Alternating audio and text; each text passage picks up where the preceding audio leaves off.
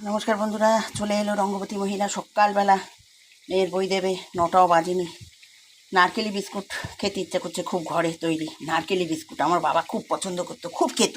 তা বলে একটু ঘরে বানাই, খাই একটু খোয়া ক্ষীর দিয়ে, নারকেল দিয়ে নারকেলি বিস্কুট। বন্ধুরা, হচ্ছে নারকেলি বিস্কুট। এদিকে ভাত চেপে গেছে, ডিম আলু ভাতে দিয়ে দিয়েছি। এবার খেয়ে ঘি দিয়ে দৌড়াবো মেয়ের বই আনতে। ঠিক আছে বন্ধুরা, হতে থাক। চলুন চলুন চলুন চলুন চলুন। সত্যি দশপূজা রেডি করছি। এই যে হয়ে গেছে, নারকেলি বিস্কুট খেতে ইচ্ছে করছে সকালবেলা। এই যে হবে আরো। চলুন বন্ধুরা, চলুন বন্ধুরা, চলুন চলুন চলুন চলুন চলুন চলুন চলুন। একদম ফাটাফাটি। কি গন্ধ বেরিয়েছে। আর শালিমারের দাম বাড়িয়ে দিয়েছেন দাদা। তেলটা জানি খুব ভালো হয়, দাম বেশি নেন, কাজে জানি অপরন্ত কাজ করেন। একদম বেশি করে নারকেল দিয়ে শালিমার তেলটি তৈরি করবেন। ঠিক আছে দাদা, টাটা, বাই বাই। যেরকম আমি নারকেল বিস্কুট করেছি তাই